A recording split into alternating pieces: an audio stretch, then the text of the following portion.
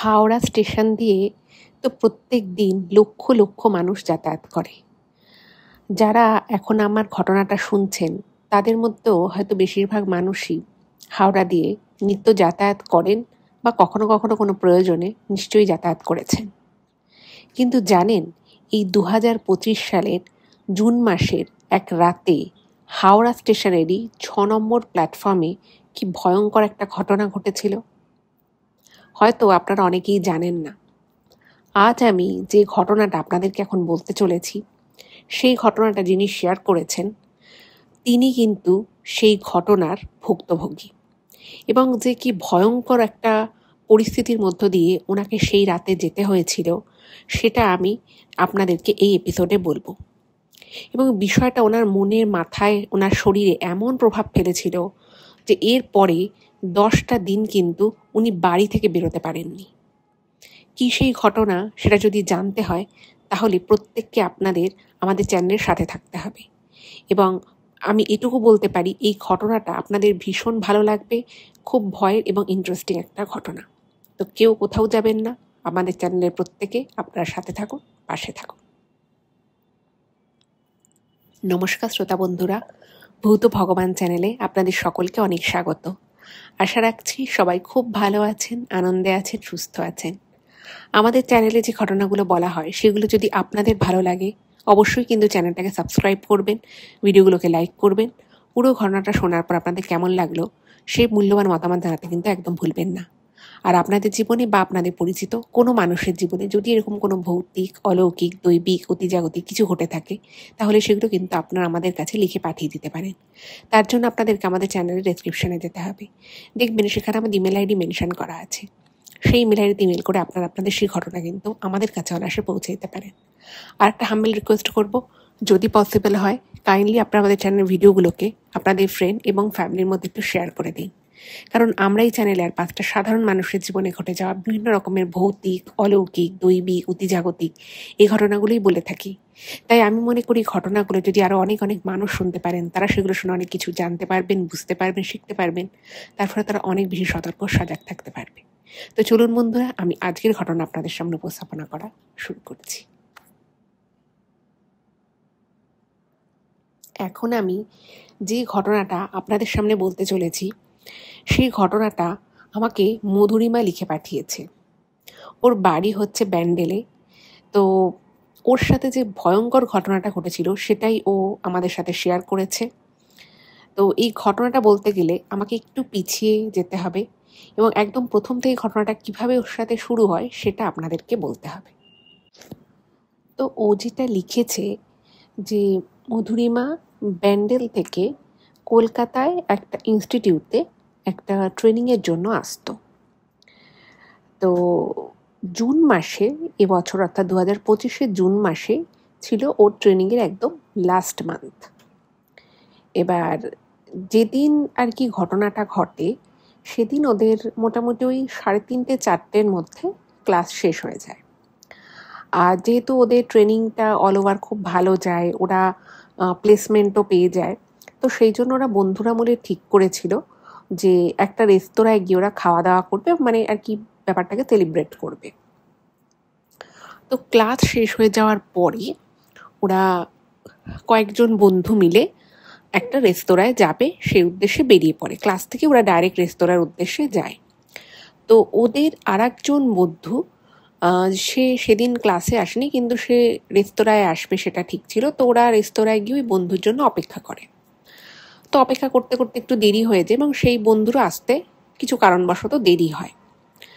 ফলে বুঝতেই পারছেন ওরা ওখানে গেছে, বন্ধুর জন্য ওয়েট করেছে, তারপরে সবাই মিলে গল্প গুজব করেছে, খাওয়া দাওয়া করেছে, ফলে বেশ রাত হয়ে যায়।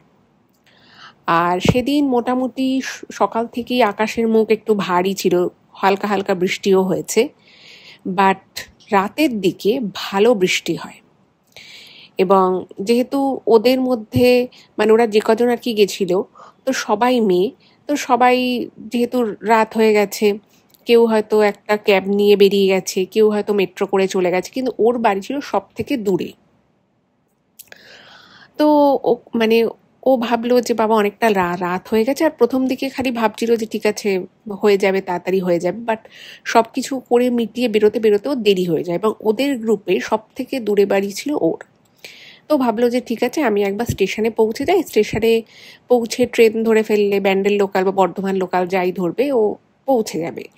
আর যেটা ও মেনশন করেছে যে এমনিতেও রাতে ট্রাভেল করার অভ্যেস ছিল, কিন্তু সেদিন একটু বেশি রাত হয়ে যায়। তো যাই হোক, তো ও ভাবলো যে ঠিক আছে কোনো ব্যাপার না, আমি স্টেশনে আসার জন্য বাস ধরে। তো বাস ধরে, বাসটা মোটামুটি যে টাইমে ওর আর কি ক্যালকুলেট করেছিল যে আমি এই টাইমে হাওড়া স্টেশনে পৌঁছবো, তো সেই সময় একটা ব্যান্ডেল লোকাল আছে, তো ও প্রিটি শিওর ছিল যে ওই ব্যান্ডেল লোকালটাও পেয়ে যাবে। কিন্তু বাসটা একটু লেট করে, একদম হাওড়া ঢোকার মুহূর্তে একটু লেট হয়ে যায়, ফলে ওই ট্রেনটা প্ল্যাটফর্ম ছেড়ে বেরিয়ে যায়। এবার বুঝতেই পারছেন রাত হয়ে গেছে, বেশ অনেকটা রাত হয়ে গেছে।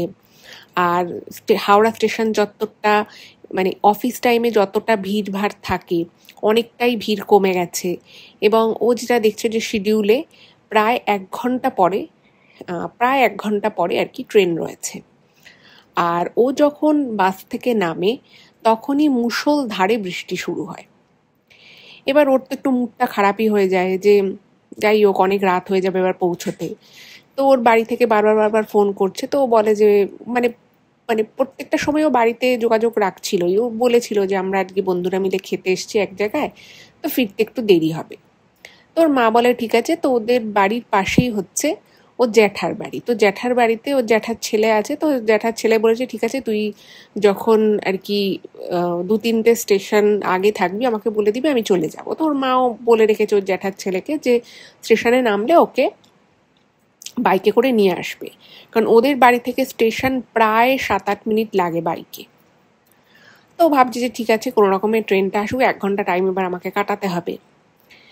আচ্ছা, এখানে ও যেটা মেনশন করেছে মধুরিমা, যে ওর ওর ও কিন্তু যে কোনো মানে বন্ধুদের সাথে, ওর সমবয়সী হোক বা ওর থেকে ছোট হোক বা বড় হোক, সবার সাথে কিন্তু খুব ভালো গল্প করতে পারে, সবার সাথে খুব তাড়াতাড়ি মিলেমিশে যেতে পারে।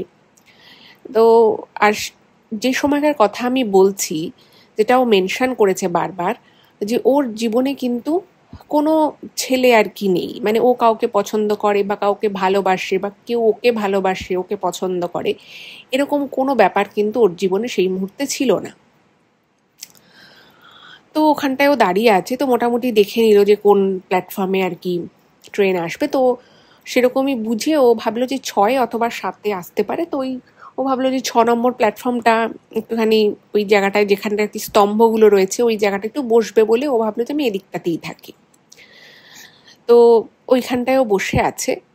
তো ও যেটা ওর নিজের জীবনের ক্ষেত্রে যেটা ওর সব থেকে বেশি মানে পরে যখন ও ভেবেছে ওর খুব অবাক লাগে, সেটা হচ্ছে যে ও পড়াশুনো করেছে, পড়াশুনো করার পরে স্কুল লাইফে আর কি কলেজ জীবনে কাউকে না ওর সেরকম করে কোনোদিনই ভালো লাগেনি, মানে অ্যাজ আ ফ্রেন্ড সেটা আলাদা জিনিস, বা কেউ হয়তো পড়াশুনোয় ভালো, তার প্রতি একটা আলাদা রেসপেক্ট থাকছে, সেটাও আলাদা জিনিস।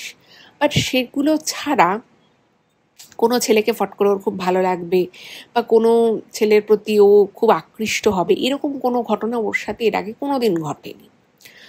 তো ও যেটা দেখলো যে ওই প্ল্যাটফর্মেই একটা ছেলে এলো, হাতে একটা লাগেজ রয়েছে, ছেলেটার গায়ে ছিল একটা ব্লু কালারের টি শার্ট, ব্ল্যাক কালারের প্যান্ট, আর হাতেও ওরকমই একটা 4 হুইলার একটা সুটকেস ছিল, তো কালো রঙের। তো সেই ছেলেটা সেটি ওর সামনে দাঁড়ালো, এবং সেই সময় প্ল্যাটফর্মে যে একটা লোক নেই তা কিন্তু নয়, মানে ছড়িয়ে ছিটিয়ে 2-4টে করে লোক রয়েছে, বেশ অনেকটা রাত। তো সেই ছেলেটা মানে বাকি কাউকে জিজ্ঞেস না করে একদম ডাইরেক্ট ওর সামনে আসে, এসে বলে যে আমি ব্যান্ডেল যাব, তো ট্রেন কখন আছে, কোন প্ল্যাটফর্ম থেকে ছাড়বে। তো ও তখন তার আগেও মোবাইলে কিছু একটা করছিল, তো হঠাৎ করেই যখন এই কথাটা ছেলেটা বলে ও জাস্ট ছেলেটার দিকে তাকায়, এবং ও যেটা ইমেলে মেনশন করেছে যে ছেলেটার দিকেও যে মুহূর্তে তাকায় এবং ছেলেটা যখন ওকে প্রশ্নটা করে ওর মনে হলো যেন যে আরে এই ছেলেটাই তো আমার জীবনের সব থেকে মানে একজন ইম্পর্টেন্ট মানুষ হতে চলেছে। মানে ও নিজেও জানে না ওর কী মনে হলো, ও ছেলেটাকে দেখে না একদম ইনস্ট্যান্ট, যাকে বলে আমরা অনেক সময় একটা কথা শুনে থাকি লাভ অ্যাট ফার্স্ট সাইট, কিন্তু সেটা হয়তো খুব খুব কম মানুষের জীবনেই হয়। আর ওর ক্ষেত্রে ও প্ল্যাটফর্মে বসেছিল, নিজের মোবাইলে ফেসবুক ও কিছু একটা দেখছিল ফেসবুকে। তো সেই সময় একটা ছেলে ওর সামনে এলো এবং ছেলেটাকে দেখতে যথেষ্ট ভালো, একটা সুদর্শন বলতে যেরকম বোঝায় একদম সেম। তো ছেলেটা এসে যখন ওকে জিজ্ঞেস করলো, ও না উঠে দাঁড়ায়, উঠে দাঁড়িয়ে ও মানে একটা মুহূর্তের জন্য একটু থমকে যায় যে কি বলবে। তো তারপরে ও বলে যে এই প্ল্যাটফর্মে বা পরের প্ল্যাটফর্মে দিতে পারে, বাট এই প্ল্যাটফর্মে দেওয়ারই সম্ভাবনা সব থেকে বেশি। তখন ও নিজে থেকে যেচে বলে যে আমিও ব্যান্ডেল যাব। তো তখন ছেলেটা বলছে বাহ খুব ভালো, এরকম করে বলেছে। এবং ওই মুহূর্তে ওই ছেলেটাকে দেখে ও নিজেও জানে না ওর কি হলো, ওর মনে হলো যে ওই মুহূর্তে ওর মনে আসে যে আমি তো এই ছেলেটার প্রেমে পড়ে গেছি।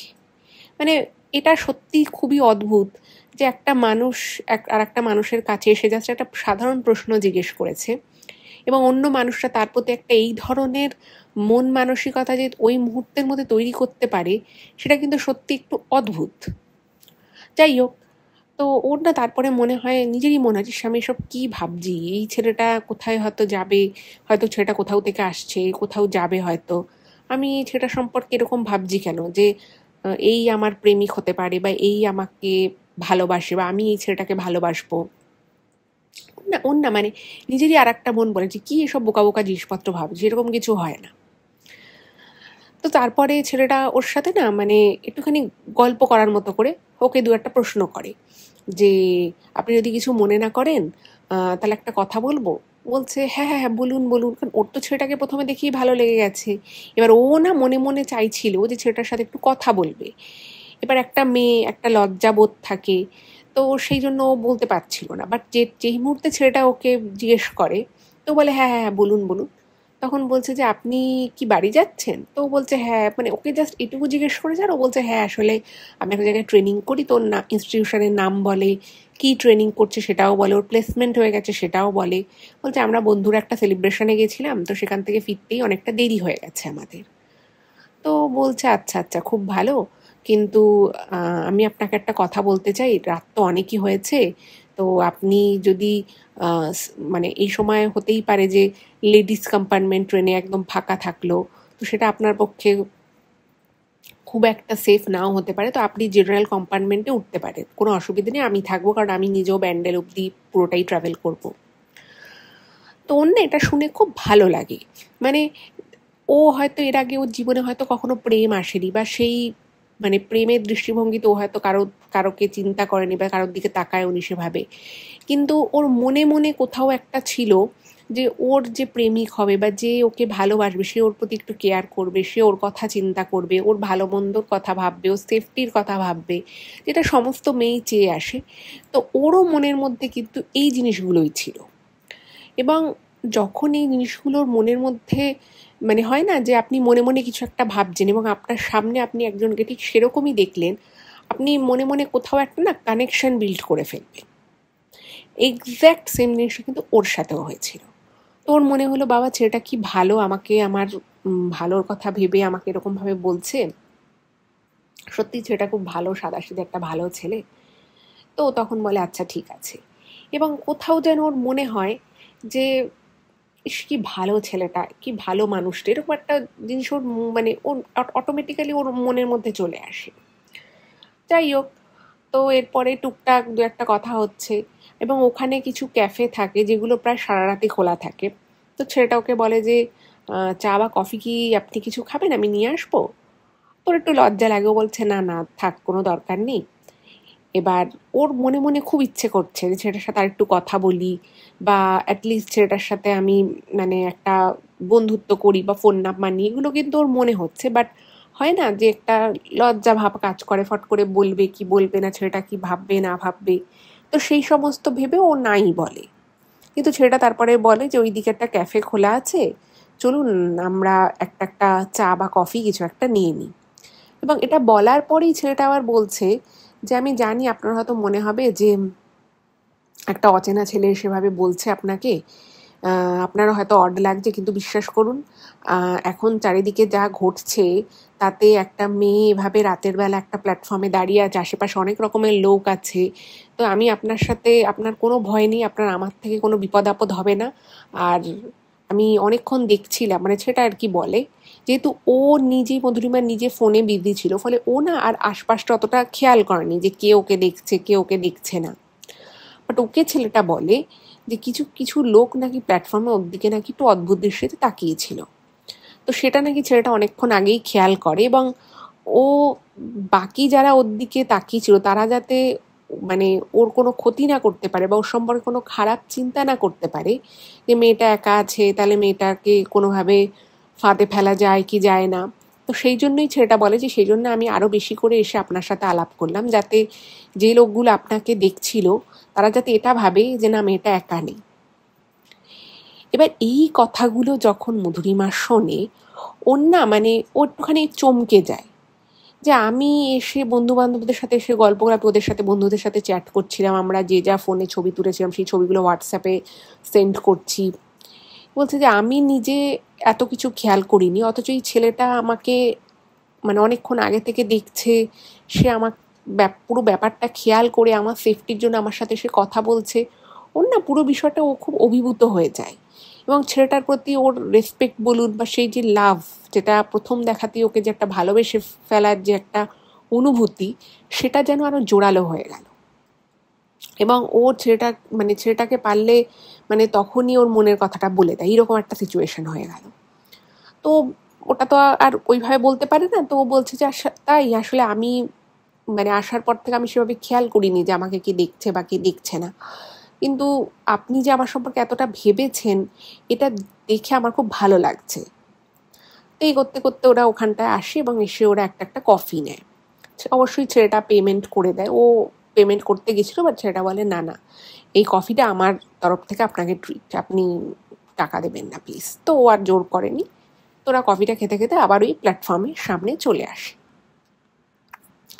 এবার টুকটাক ওর ইনস্টিটিউট সম্পর্কে গল্প হচ্ছে। তো তখন মধুরিমা ছেলেটাকে জিজ্ঞেস করছে যে আপনি কোথা থেকে ফিরছেন।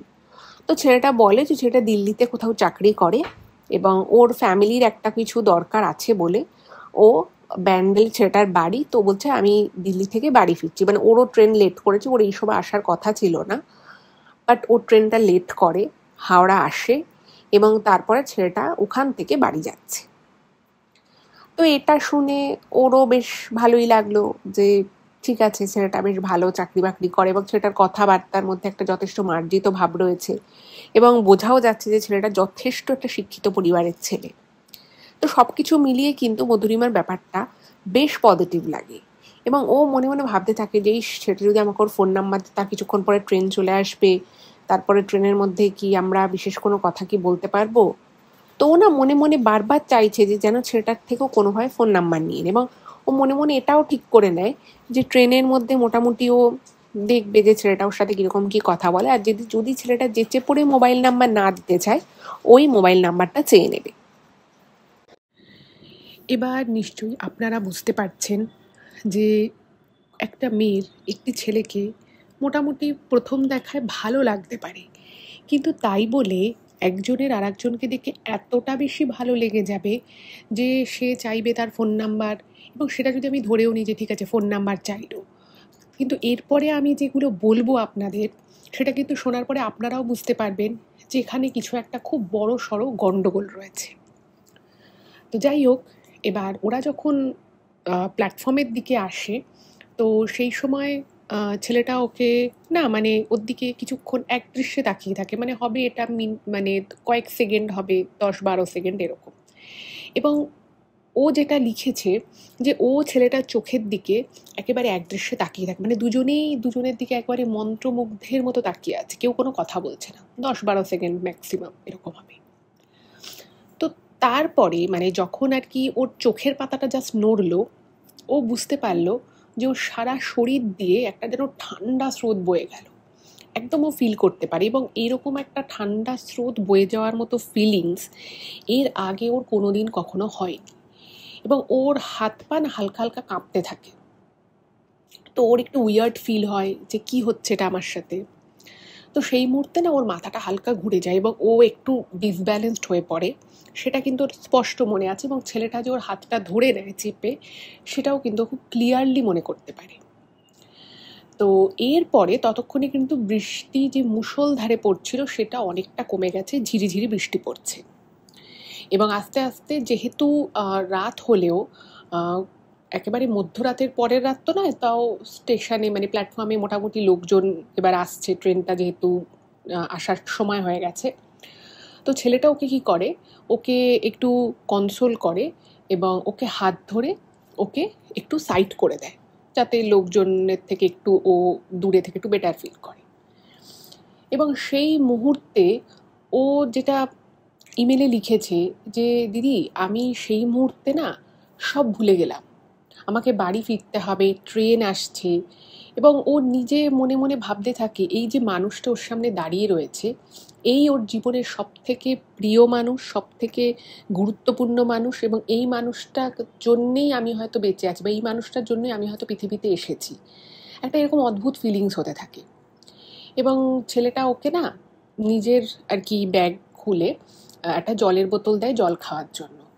এবং যেহেতু ওর শরীরটা একটু সত্যি সত্যি খারাপ লাগছিল, তো সেই জন্য ওই জলটা ঢকঢক করে খেয়ে নেয়। তো এরপরে ছেলেটা ওকে বলে যে তোমার কি খুব শরীর খারাপ লাগছে? তো ও বলে না না, সেরকম কিছু নয়। বাট সেই সময়টা ওর শরীরটা পুরো ভারী হয়ে এসছে এবং ওর একটা দুটো কথা বলতে, ওর মানে আমরা যখন মানুষরা যখন কথা বলি আমাদের চোয়ালের একটা মুভমেন্ট হয়। তো ওর মনে হয় যেন ওর চোয়ালের মুভমেন্টটা করতেও খুব প্রবলেম হচ্ছে, মানে মুখটা পুরো ভারী হয়ে এসেছে, বিশেষত মানে যেখানটা আমরা ঠোঁটের কাছে, যে চোয়ালের কাছে যে মুখগহ্বর যে জায়গাটা আমরা বলি, সেই জায়গাটা। তো এরপরে ছেলেটা ওর হাত ধরে এবং হাত ধরে ওকে আস্তে আস্তে নিয়ে সামনের দিকে এগোতে থাকে। এইবারে ও বলছে যে আমার একটা মন আমাকে বলছে যে আমি ছেলেটার সাথে কোথায় যাচ্ছি। এবং ও বুঝতে পারছে যে প্ল্যাটফর্মে ট্রেন ঢুকবে, আর 1-2 মিনিটের মধ্যেই প্ল্যাটফর্মে ট্রেন ঢুকবে, 6-7 মিনিটের মধ্যে ট্রেনটা ছেড়ে চলে যাবে, ওকে বাড়ি ফিরতে হবে, অনেক রাত হয়েছে।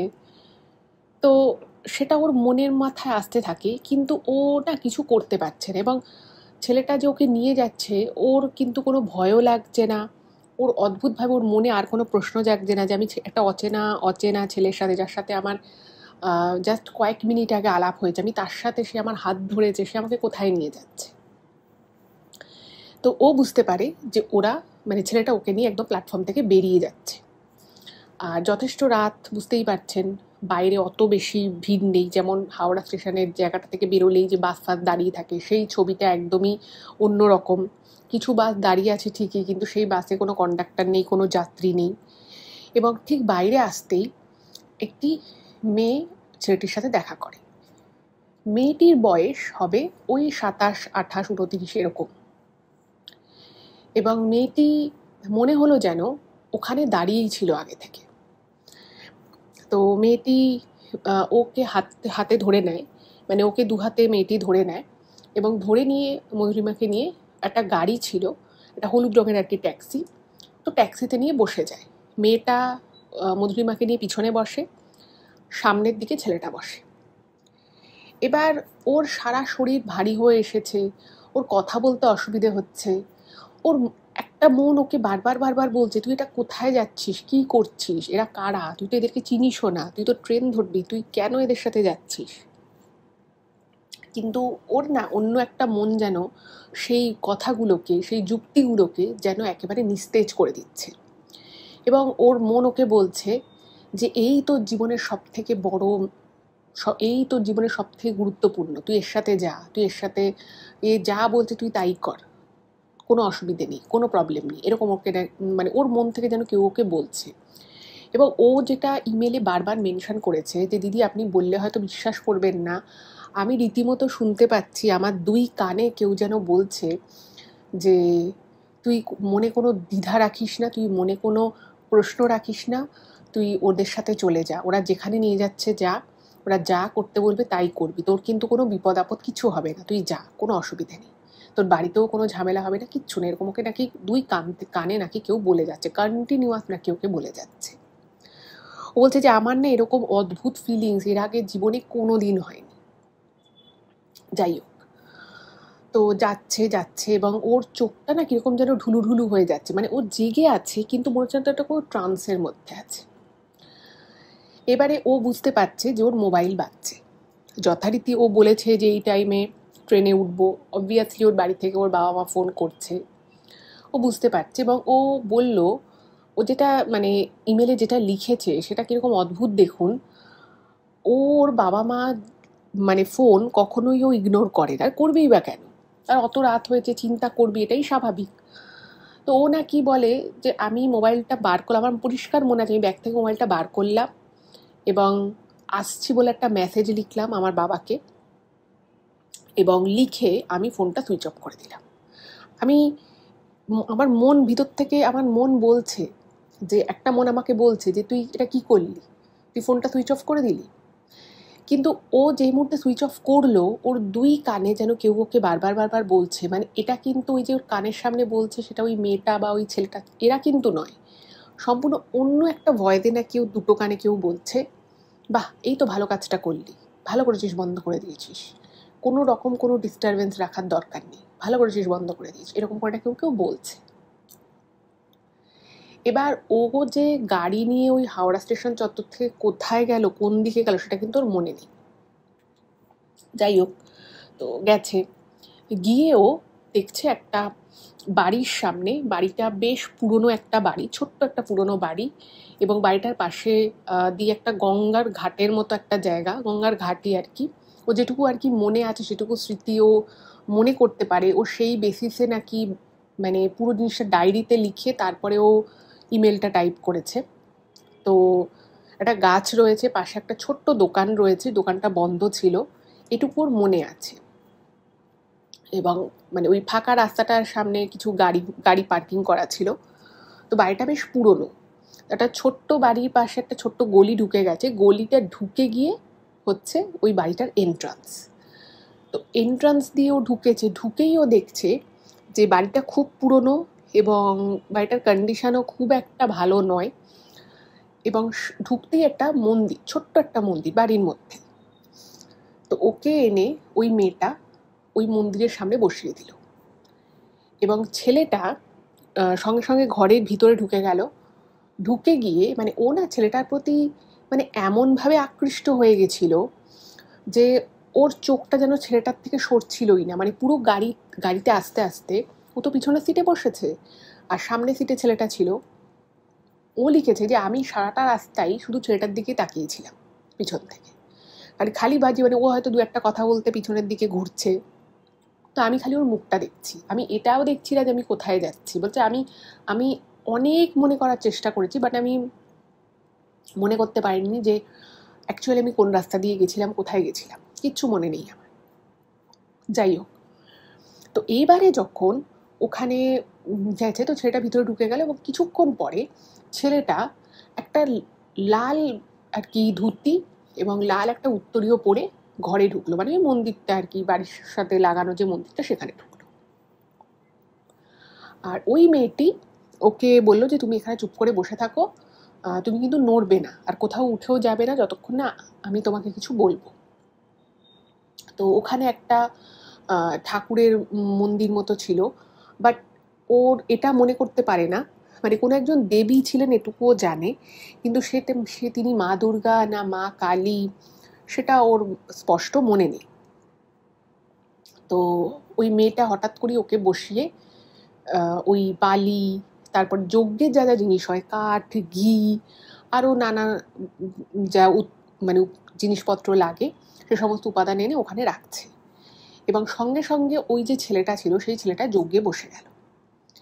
এবার অদ্ভুত বিষয় হচ্ছে যেটা ও লিখেছে মধুরিমা, যে ওর মনে সবসময় প্রচুর প্রশ্ন থাকে। ও একটা কোনো মুভি দেখতে গেলে ওর প্রচুর মনে প্রশ্ন জাগে, যাদের সাথে বন্ধু বান্ধবদের সাথে হয়তো মুভি দেখতে গেছে, সবাই বলতেই তুই না বড্ড প্রশ্ন করিস, এটা কেন হচ্ছে ওটা কেন হচ্ছে, সব কিছুর খুঁত ধরিস।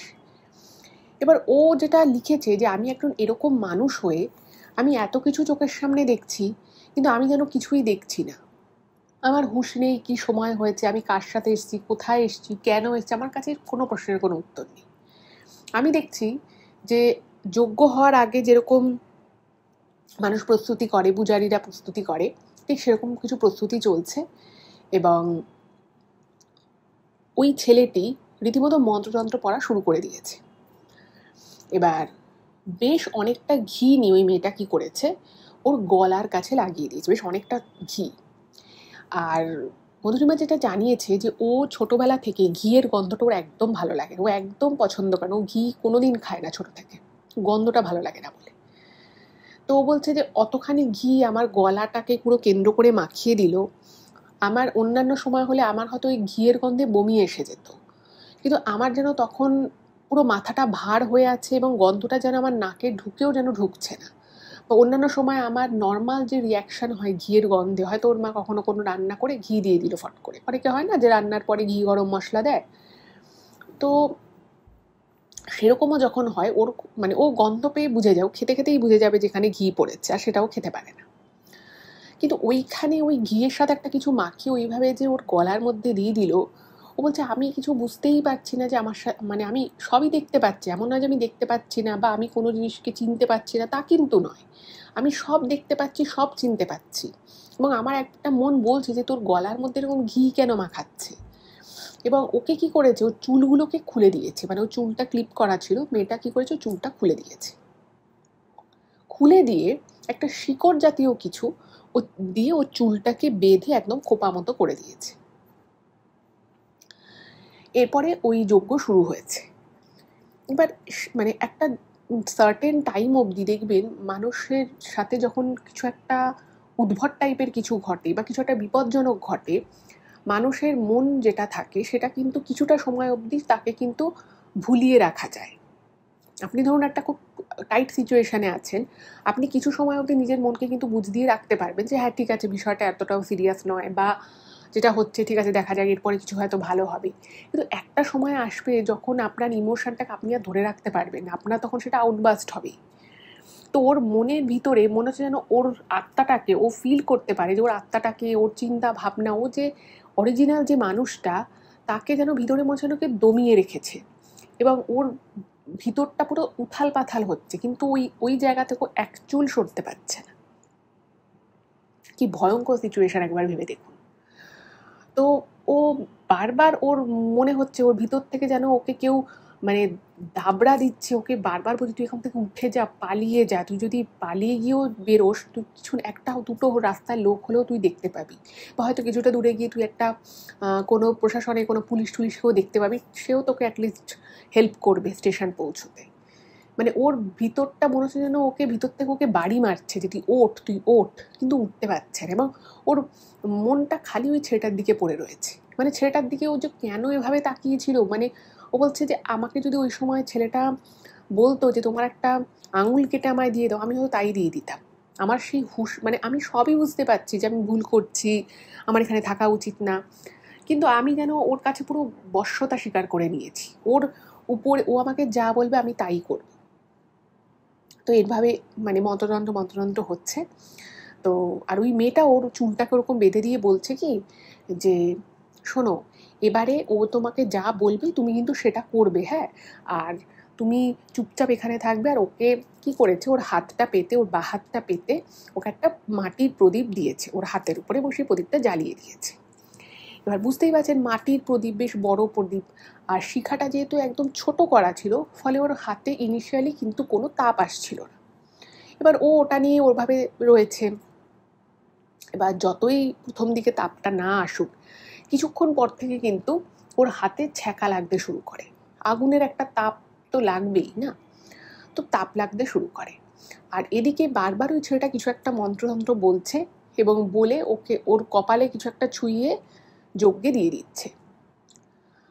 তো ও না মানে বুঝতে পারছে যে কিছু একটা খুব ভুল বা কিছু একটা খুব খারাপ ওর সাথে হতে চলেছে, কিন্তু অদ্ভুত বিষয় ও কিছু করতে পারছে না।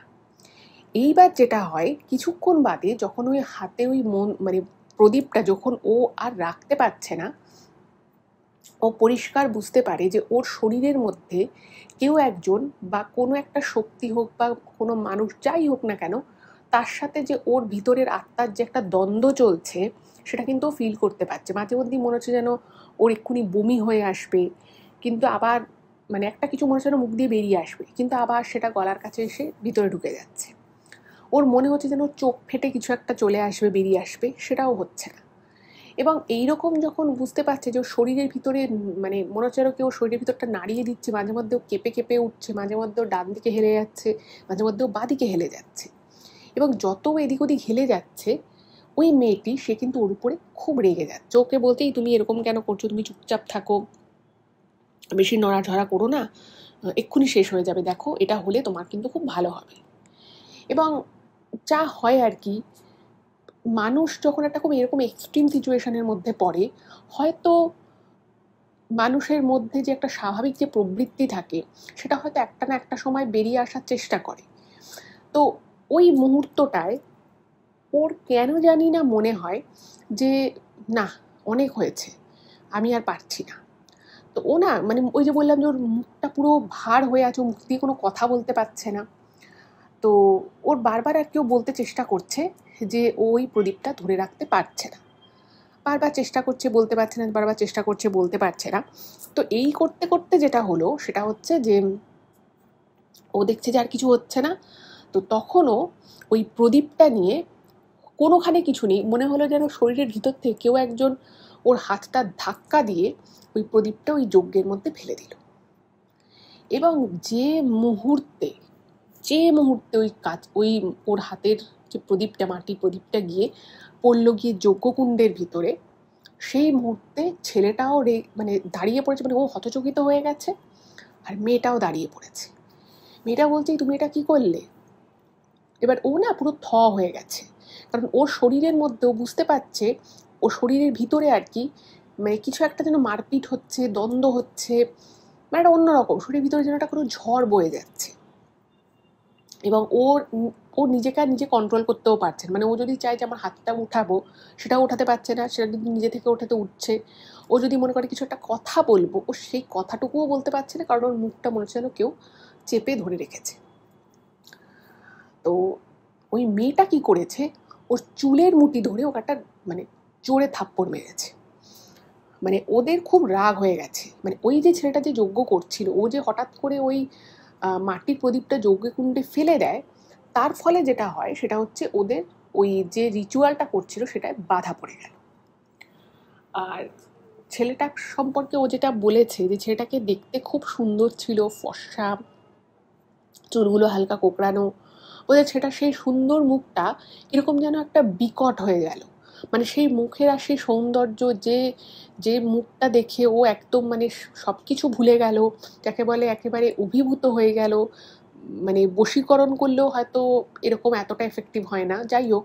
তো সেই মুখটা যেন ভয়ঙ্কর হয়ে উঠেছে, এবং ওর সেই ভয়ঙ্কর মুখটা মানে ও না দেখতে পাচ্ছে না, মানে ও তো ছেলেটার দিকে কন্টিনিউয়াস তাকিয়েছিল, বাট ওই ফেসটা যেন ও আর নিতে পারছে না। তো এবারে ও কি করেছে, ও কোনো রকম ওখান থেকে ওঠার চেষ্টা করছে, মানে ওকে ওরকম এত জোরে মেরেছে না, ওর গাল রীতিমতো কাঁপছে, মানে এত জোরে ওকে ওই মেয়েটা চড় মেরেছে, ও রীতিমতো গাল কাঁপছে। এবং ও ওঠার চেষ্টা করছে, কিন্তু হাত পায়ে ভর দিয়ে যে উঠবে সেই শক্তিটুকু ওর মধ্যে আর নেই। যাই হোক, তো তখন তো ছেলেটা মানে বলছে যে তুমি এটা কি করলে, তুমি এটা কেন করলে, তার মানে কি তুমি সব বুঝতে পারছো কি হচ্ছে না হতে, তুমি সব বুঝতে পারছো না, তোমার উপরে কোনো কিছু কাজ করেনি তাই তুমি সব বুঝতে পারছো, এবং তুমি ইচ্ছে করে এত দূর অবধি কাজটা এগিয়ে এনে তুমি সমস্তটা পণ্ড করে দিলে, এরকম করে ওকে বলছে।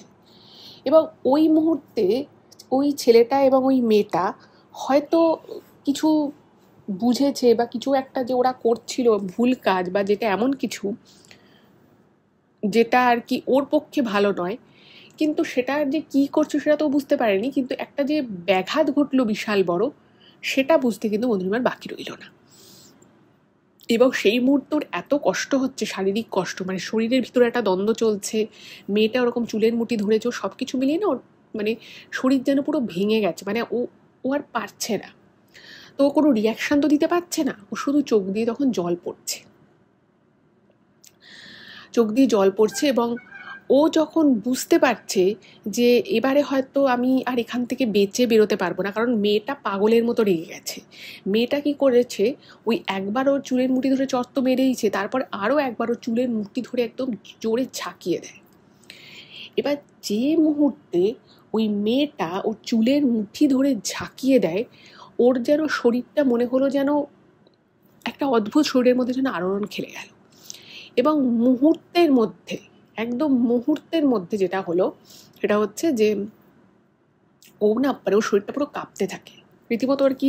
খুব জ্বরে যেরকম মানুষ থরথর করে কাঁপে, ও সেরকম থরথর করে কাঁপছে। এবং ওর যে মানে ব্যাগটা ছিল, সেই ব্যাগটা পাশে রেখে ও একটা আসনের উপরে ওকে বসিয়েছিল। তো ওই যে ব্যাগ, সেই ব্যাগের সামনের দিকে ওর পার্স ছিল। তো সেই পার্সটা ওকে ওর একটা বন্ধু গিফট করেছিল। তো সেই বন্ধু আবার বীরভূম গেছিল। তো বীরভূমে তো জানেন অনেক ধরনের হাতের কাজে সুন্দর সুন্দর জিনিসপত্র বিক্রি হয়।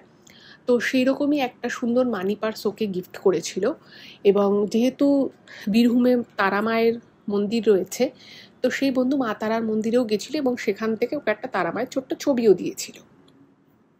তো ও কি করেছে, ও তখন ওই যে পার্সটা ছিল, সেই পার্সটার মধ্যে মা তারার ওই ছবিটা রেখে দিয়েছিল। তো ও ঠিক নিজেও জানে না, বাট ও কি করেছে, ওই পার্সটা ও খোলে কোনো রকমে, হাতড়ে হাতড়ে ওই ব্যাগের চেনটা খুলে জাস্ট পার্সটা খুলেছে।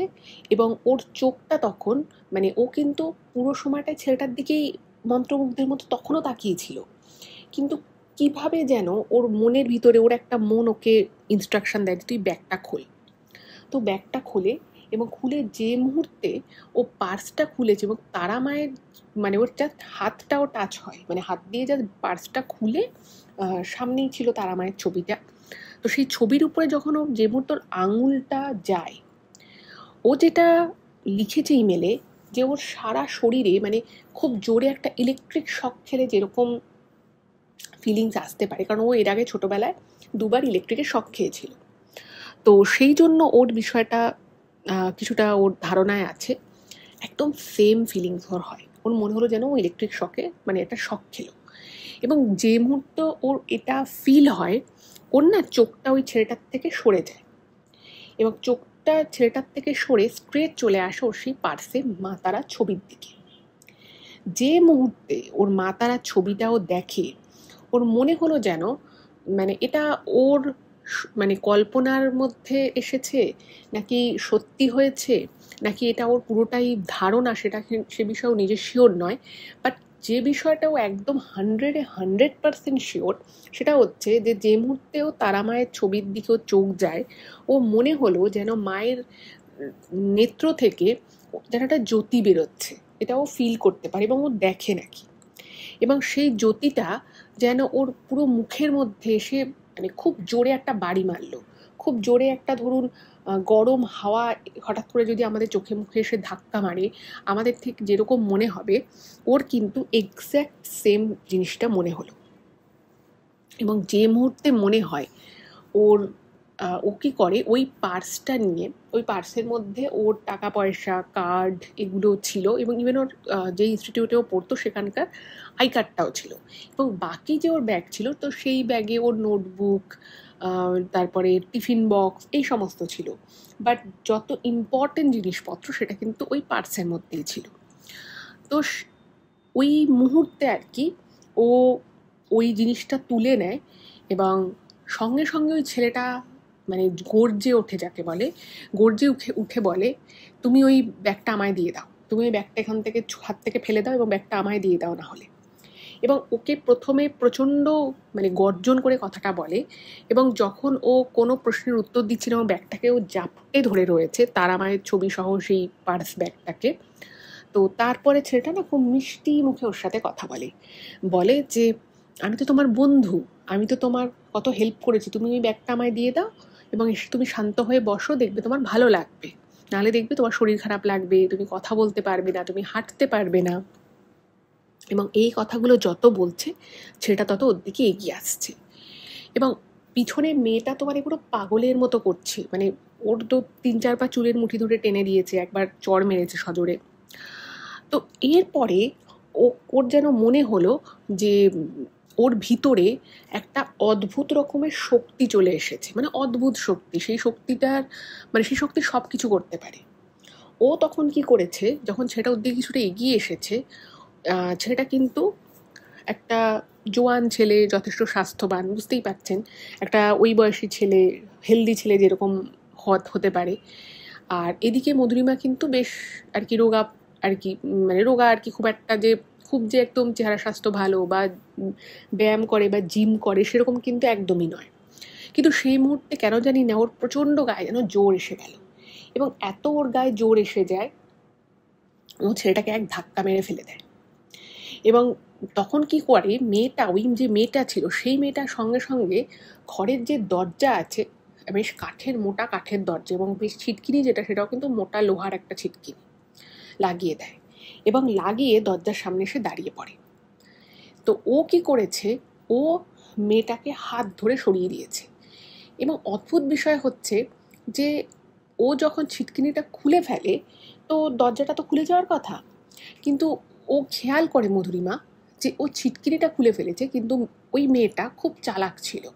সে কি করেছে, দরজায় তালা লাগিয়ে দিয়েছে, এবং সেটাও হচ্ছে একটা লোহার আকড়ি মতো ছিল, সেটা দুটোকে জয়েন করে একটা তালা লাগিয়ে দিয়েছে। এবার চাবি তো ওর কাছে নেই। এবার ছেলেটা তখন মানে প্রচণ্ড রেগে গেছে ওর উপরে। কিন্তু অদ্ভুত বিষয় হচ্ছে যে ছেলেটা বা ওই মেয়েটা ওকে না টাচ করছে না, মানে ওকে দেখে একটা কীরকম ভয় পাচ্ছে, এবং বারবার খালি ওর হাত থেকে পার্সটা নিতে চাইছে।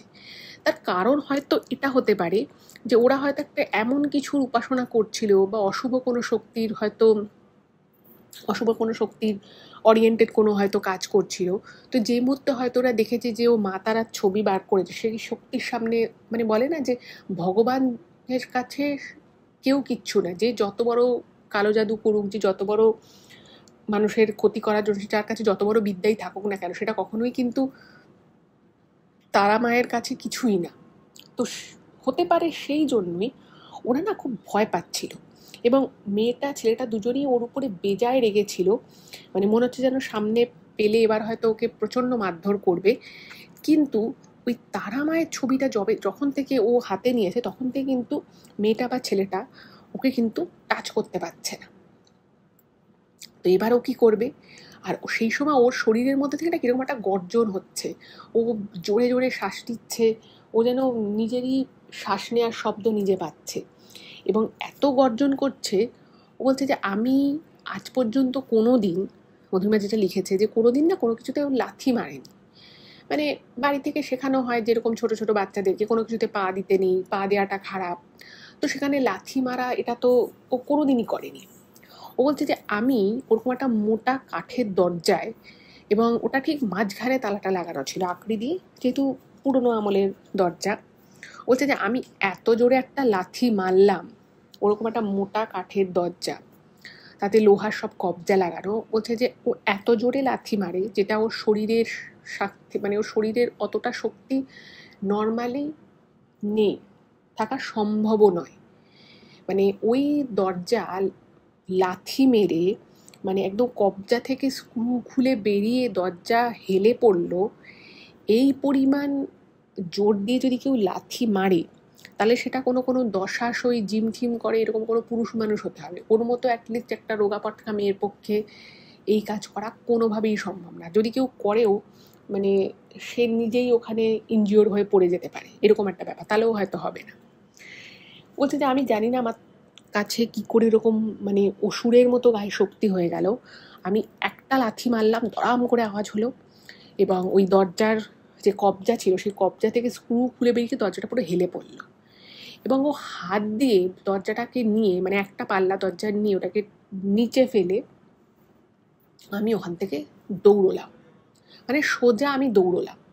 আমি কোন দিকে যাচ্ছি, কেন যাচ্ছি, কোথায় যাচ্ছি আমি কিছু জানি না, আমি শুধু দৌড়ে যাচ্ছি, এবং আমি এত জোরে জোরে নিঃশ্বাস নিচ্ছি যে আমি নিজের নিঃশ্বাসের আওয়াজ নিজে পাচ্ছি। তো ফাঁকা রাস্তা তখন, মানে একদম একদম মানে নিশুতি রাত, হালকা হালকা বৃষ্টি হচ্ছে, ছিটেফোঁটা বৃষ্টি হচ্ছে, এবং ও দৌড়চ্ছে। কিছুক্ষণ পরে ও থেমে যায়, দৌড়নো আর কি থামিয়ে দেয়, এবং থামিয়ে দিয়ে ও রাস্তা একটা জায়গায় চুপচাপ বসে পড়ে এবং বসে পড়ে ও মানে নিজেরা টাল সামলাতে পারছে না, তো সেই জন্যই বসে পড়ে। কিন্তু ও ভাবতে থাকে তোর সাথে এটা ব্যাপারটা কি হলো। এবং ওই অবস্থা থেকে নিজেকে একটু ধাতস্থ যখন করে, তো তখন মনে হলো আরে আমাকে তো বাড়ি ফিরতে হবে। ওকে মানে ওটা তো মানে এটা ভাবার পরে ও ভাবছে তাহলে আমাকে কী করতে হতে হবে, আমাকে যদি বাড়ি ফিরতে আমাকে কী করতে হবে। তো মানে হয় না যে একটা এরকম জিনিস ওর জীবনে ঘটে গেল, তারপরে তো মানে পুরো কিংকর্তব্য বিমূঢ় হয়ে গেছিলো কিছুক্ষণের জন্য। তো তারপরে যখন ওর হুঁশ হলো পুরোপুরি, তখনও ভাবলো যে আমাকে হাওড়া স্টেশন যেতে হবে। এবং ভাগ্যক্রমে ও পার্সটা নিয়ে যেহেতু বেরিয়েছিল, পার্সটা না একটু চওড়া টাইপের ছিল, তো পিছনের দিকটা মোবাইল রাখা আর সামনের দিকে কার্ড, ছবি, নোটস এই সমস্ত। তো ও না তখন ওর মনে পড়লো মোবাইলের কথা, এবং তারপরে ও ভাবছে যে আমি কি মোবাইলটা ব্যাগে ঢুকেছি, কোনো ব্যাগটাও ফেলে এসেছে। তো দেখছে যে না, ওই পার্সের পিছনটা যেখানে মোবাইল রাখে সেখানেই মোবাইলটা রয়েছে। ও সঙ্গে সঙ্গে মোবাইলটা অন করে। তো অন করার পরে ও সঙ্গে সঙ্গে বাড়িতে ফোন করে।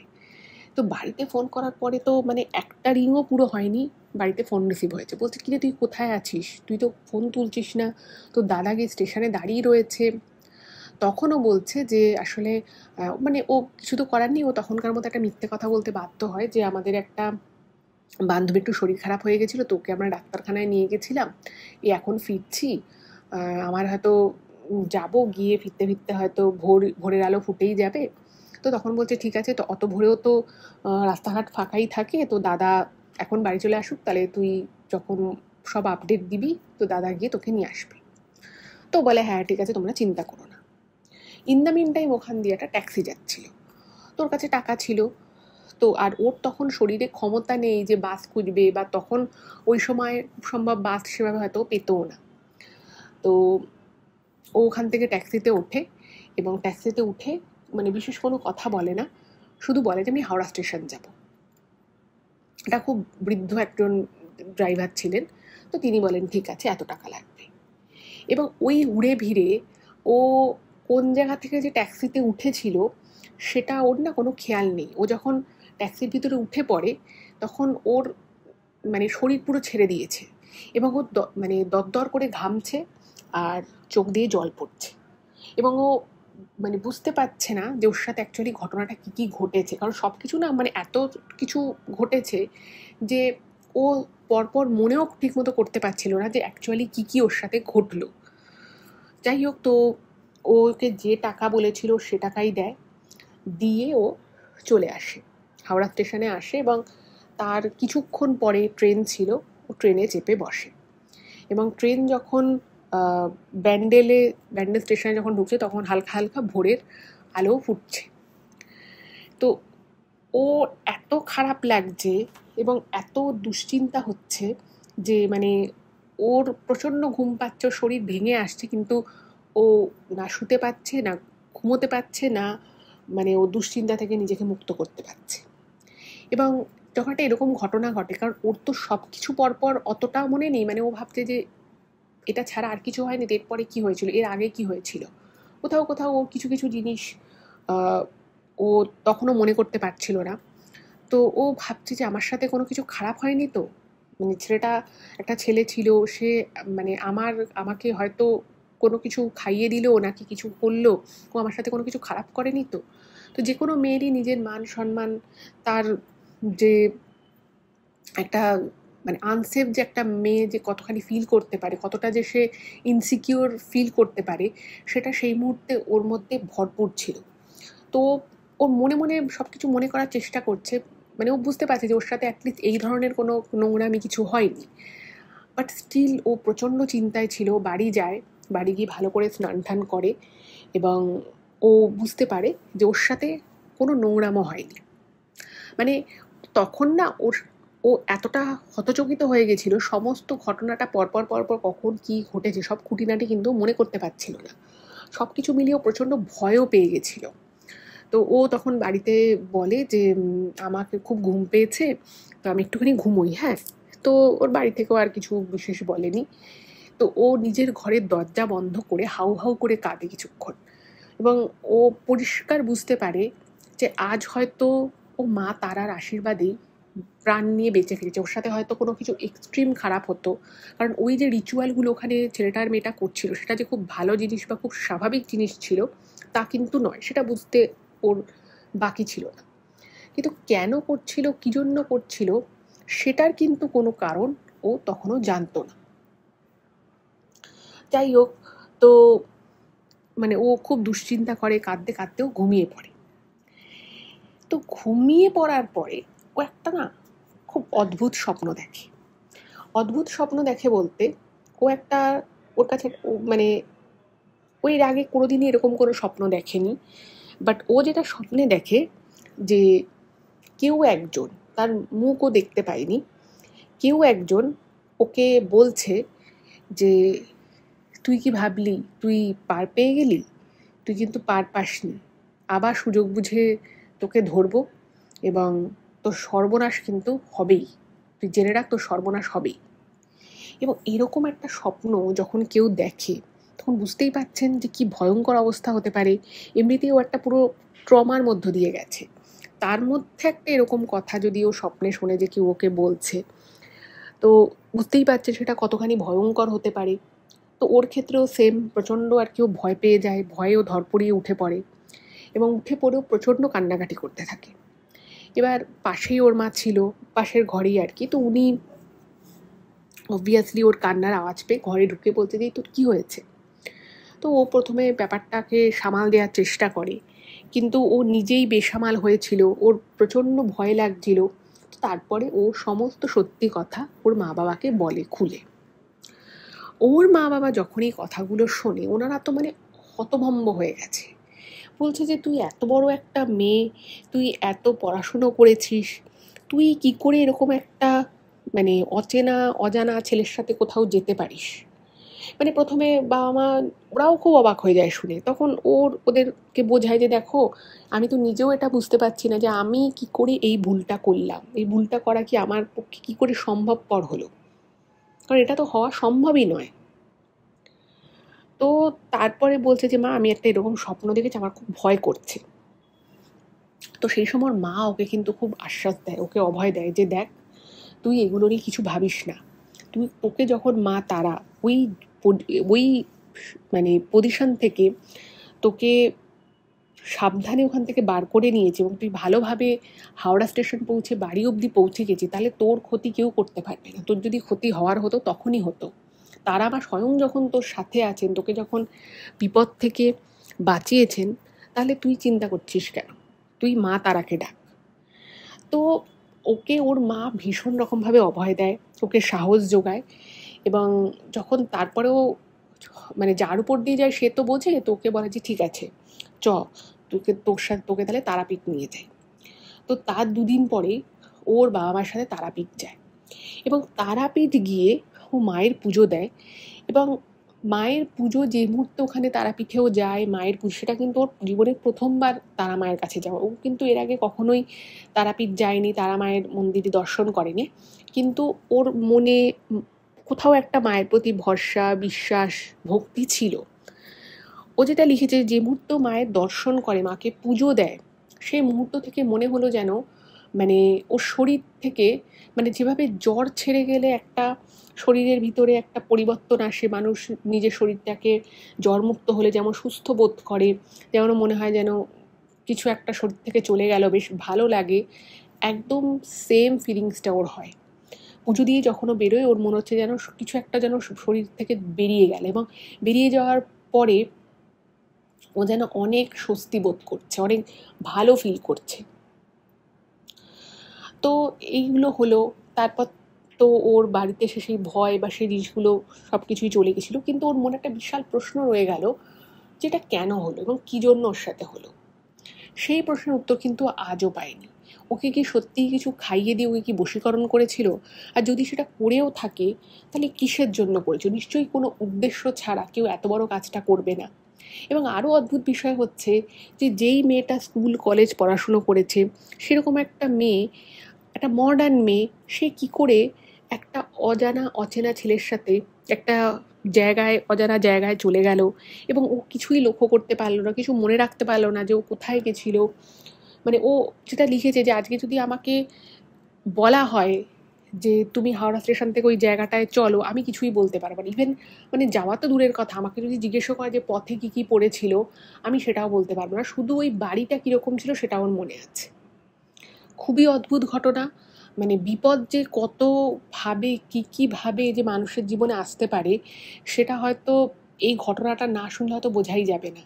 তো ভগবানের অনেক আশীর্বাদ, ওর সাথে কোনো কিছু খারাপ হয়নি, কিন্তু যেটা হয়েছে সেটা কিন্তু মানে ওকে রীতিমতো ট্রমাটাইজড করে দিয়েছিল। আজও ও মানে এই ঘটনাটা না ও রীতিমতো বাড়িতে এসে বাবা মাকে বলার পর ডায়েরিতে লিখেছিল, কারণ অনেক জায়গায় ওর অনেক স্মৃতি মনে পড়ছিল না। তো ও লিখে লিখে বিষয়টাকে মনে করার চেষ্টা করে এবং তারপরেও ইমেলটা করেছে। ও এখন ভালো আছে। তো যদি আপনাদের মনে হয় যেটা কেন হয়েছিল, আপনারা কোনো কমেন্টে লিখতে পারেন। আমার সত্যিই জানা নেই, হয়তো ছেলেটা কোনো খারাপ কোনো রিচুয়াল করছিল বা কিছু, হয়তো ওর সাথে কোনো শত্রুতা ছিল বা কিছু একটা এরকম হয়তো ঘটনা থেকে থাকতে পারে। কিন্তু এটুকু বলবো, খুব সাবধান, অচেনা অপরিচিত মানুষের সাথে বেশি কথা না বলাই ভালো। আর কিছু খাওয়া দাওয়া করা তো অনেক দূরের কথা। আর মধুরিমা যেটা লিখেছে যে ওর জন্য যেন আমরা সবাই প্রার্থনা করি যেন ও খুব তাড়াতাড়ি মানসিক দিক থেকেও এই বিষয়টাকে কাটিয়ে পুরোপুরি সুস্থ হতে পারে। তো অবশ্যই আমার সেই প্রার্থনা রইল। আর আজকের ঘটনা এ পর্যন্তই। দেখা হবে আবার পরবর্তী এপিসোডে। নমস্কার, ভালো থাকবেন।